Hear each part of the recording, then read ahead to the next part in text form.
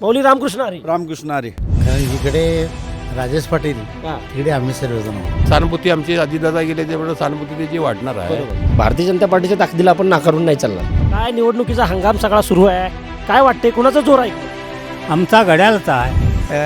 राष्ट्रवादीमध्ये 2 पक्ष होते, 2 गट झालेले होते, त्याच्यामुळे थोड्या अडचणी वाटत होत्या. कार्यकर्ते राष्ट्रवादीचे या मतदारसंघामधले दुःखात आहेत. राष्ट्रवादी काँग्रेसचा हा बालेकिल्ला आहे. काय वाटते तुम्हाला, कार्यकर्ते सावरून कामाला लागतील? जे विद्याविलास पाटील या उमेदवार आहेत त्या 110% निवडून आल्याशिवाय राहणार नाहीत.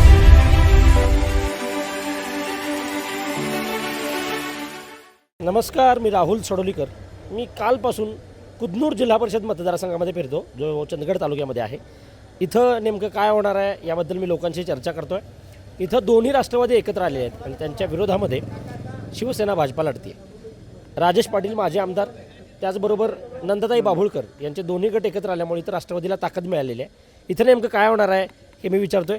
माऊली रामकृष्ण हरी. रामकृष्ण हरी. काय वाटते या मतदारसंघामध्ये कोणाचा जोर दिसतोय सध्या? मी सातत्यानं 4 दिवस फिरायला लागलो आहे की लोकांचा प्रतिसाद आपल्या राष्ट्रवादीला दिसतो. घड्याळे चिन्ह त्यांना पूर्वीपासून 92 सालापासून ते मनामध्ये रुजलेलं आहे आणि दोन्ही राष्ट्रवादी एकत्र आल्यामुळे फार मोठी ताकद मिळालेली आहे. काल कुन्नूरमध्ये ज्यावेळेला मुलाखती झाल्या त्यामध्ये संपूर्ण मला वाटतं की आमच्या गटामध्ये 1 नंबर कुन्नूर गाव, तिथं आपल्या घड्याळाच्या बाजूनं 60-65% मतदान दिसून आलं. आजोबा नमस्कार. नमस्कार. काय सुरू आहे काम? ऊस तोडणी चालू आहे. ऊस तोडणी सुरू आहे. होय. बरं. काय निवडणुकीचा हंगाम सगळा सुरू आहे, काय वाटते कुणाचा जोर आहे इकडं? आमचा घड्याळचा आहे. घड्याळाचा? होय. खरं सांगताय का? खरं. बरं. आता सांगा, या जिल्हा परिषद मतदारसंघातनं विलास पाटलांच्या मिसेस उभ्या आहेत, त्यांच्या पत्नी उभ्या आहेत. जोर वाटतोय का त्यांचा? त्यांचा जोर वाटतोय की. बरं. होय. प्रचार जोर चालू आहे जोर त्यांचा सुरू आहे. आणि आमच्या गावातले लोक सगळे हात त्यांच्याबरोबर. त्यांच्या बरोबर वाटते. होय. राष्ट्रवादीमध्ये 2 पक्ष होते, 2 गट झालेले होते आणि त्याच्यामुळे थोड्या अडचणी वाटत होत्या. पण आता शरद पवार साहेबांचा गट आणि आपला दादांचा गट हे एकत्रित आल्यामुळं आमच्या गटाला भरी मोठी ताकद आलेली असून आम्ही आता या चंदगडची जिल्हा परिषद आमच्या दोन्ही गटांनी मिळून लढवत असताना आम्हाला असं वाटतं की आमचे 4चे 4 जिल्हा परिषद उमेदवार आणि 8चे 8 पंचायत समितीचे उमेदवार नक्की निवडून येतील अशी आम्हाला खात्री आहे. विश्वास वाटतोय तुम्हाला? नक्की. अगदी. मला सांगा, या कुदनूर जिल्हा परिषद मतदारसंघामध्ये मी फिरत असताना विलास पाटलांच्या मिसेस ज्या विद्याविलास पाटील, त्यांच्या कामाबद्दल बरीच चर्चा झाली. खरंच कामं झालेली आहेत? हो. त्यांनी बऱ्यापैकीच कामं आणलेली आहेत आणि त्यांनी मागच्या 5 वर्षामध्ये भरपूरसं काम केलं. लोकांची त्यांच्यावर मर्जी आहे आणि परत त्यांनाच निवडून देतील अशी आम्हाला खात्री आहे. कार्यकर्ते राष्ट्रवादीचे या मतदारसंघामधले दुःखात आहेत. राष्ट्रवादी काँग्रेसचा हा बालेकिल्ला आहे. काय वाटते तुम्हाला, कार्यकर्ते सावरून कामाला लागतील? लागणार. सावरून कामाला आता लागलेले आहे आणि त्यामुळे इथं आता राष्ट्रवादीचं वारं जोरात चालू आहे आणि राष्ट्रवादीचे उमेदवार सगळी विजय होणार आहे. काय वाटते तर राष्ट्रवादी काँग्रेसचा बालेकिल्ला असण्याचं काय कारण आहे? कारण बऱ्याच ठिकाणी मला राष्ट्रवादी काँग्रेसचा प्रभाव जाणवला. कारण इथे जे राष्ट्रवादीचं वारं म्हणजे जे इथे जे कार्यकर्ते आज जे होऊन गेलेत किंवा आमदार होऊन गेलेले आहेत, म्हणजे उदाहरणार्थ बाबा गोपेकर साहेब असतील, नरसिंह रघुनाथ पाटील साहेब असतील, राजेश पाटील साहेब असतील, हे सगळे राष्ट्रवादीचेच होऊन गेलेले आहेत. त्यामुळे तर राष्ट्रवादीचंच वारं पूर्वीपासूनच आहे. त्यामुळे आता यावेळेला पण राष्ट्रवादीचंच वारं आहे जाणवते. काय दिसतंय? काय नाही, आता घड्याळ आमचं येणारच आहे. हो. बरं.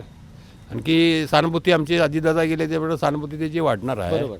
आणखी आहे पक्षाला आमच्या चांगलं हे. एवढा प्रभाव राष्ट्रवादीचा काय इकडे या तालुक्यात?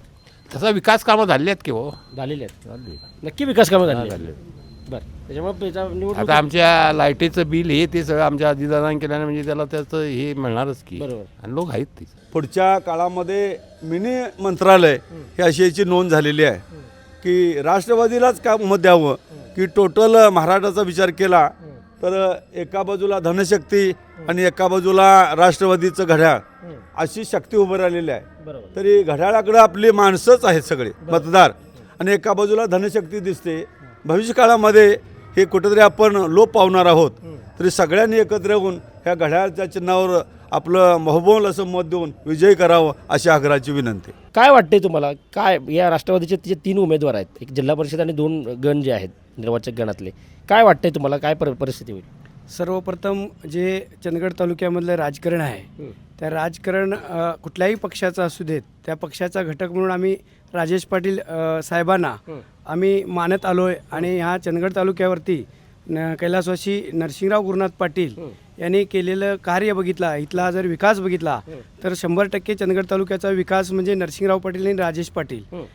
राजेश पाटील साहेबांच्याबद्दलचं असलेलं प्रेम पाहता इथं जे विद्याविलास पाटील या उमेदवार आहेत त्या 110% निवडून आल्याशिवाय राहणार नाहीत.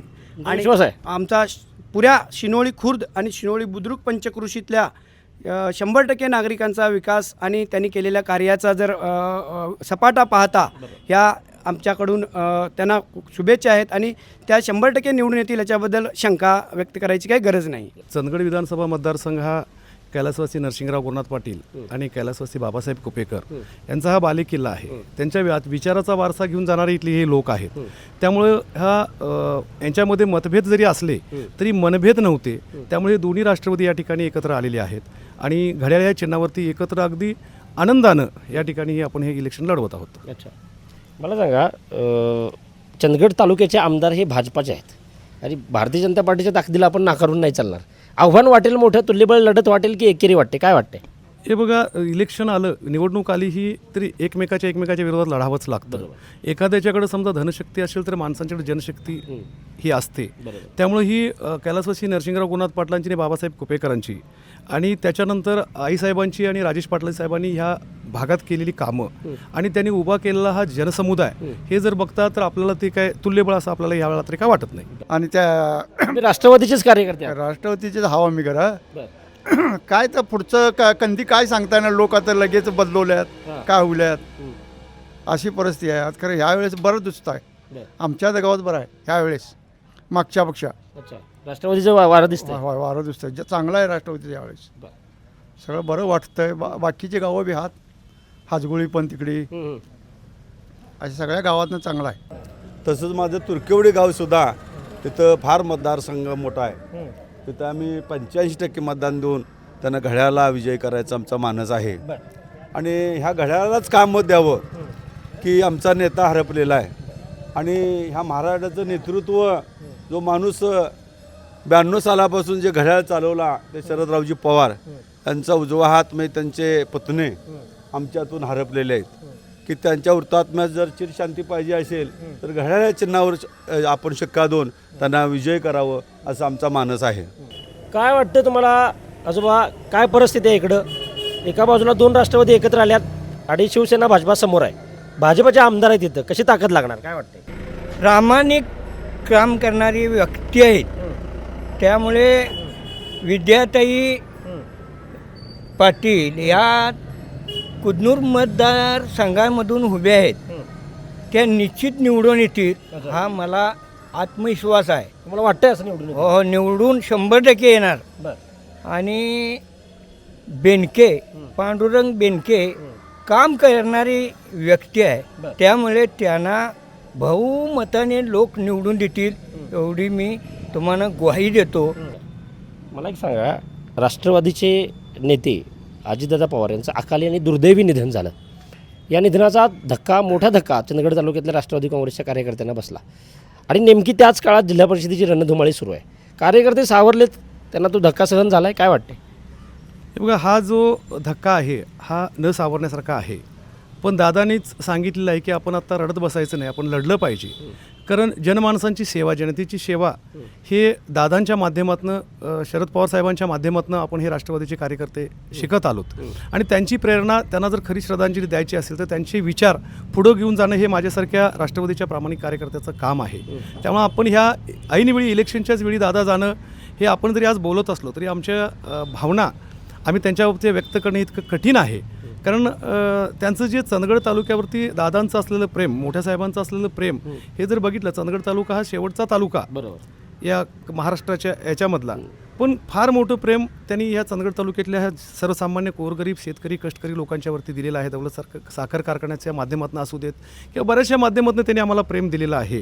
त्यामुळं त्यांना ह्या वेळेला घड्याळ वरती निवडून आणणं हे सर्वांनी आता ठरवलेलं आहे की यावेळेला सगळे पक्षपात मतभेद विसरून फक्त घड्याळ हे चिन्ह जे राष्ट्रवादीचं आहे, अजितदादा पवार साहेबांचं जे आहे तेच फक्त सगळ्यांच्या नजरेसमोर दिसत आहे आणि घड्याळ निवडून आणणं हीच त्यांना आज या ठिकाणी श्रद्धांजली आहे. कुदनूर जिल्हा परिषद मतदारसंघामध्ये मी होतो. हा कोल्हापूर जिल्ह्यातला शेवटचा तालुका आहे.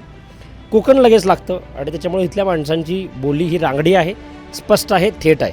लोकांनी आपल्या प्रतिक्रिया थेट व्यक्त केलेल्या आहेत. त्या प्रतिक्रिया तुम्हाला कशा वाटल्या हे जरूर कळवा. तुम्ही पाहत राहा डिजिटल कोल्हापूर.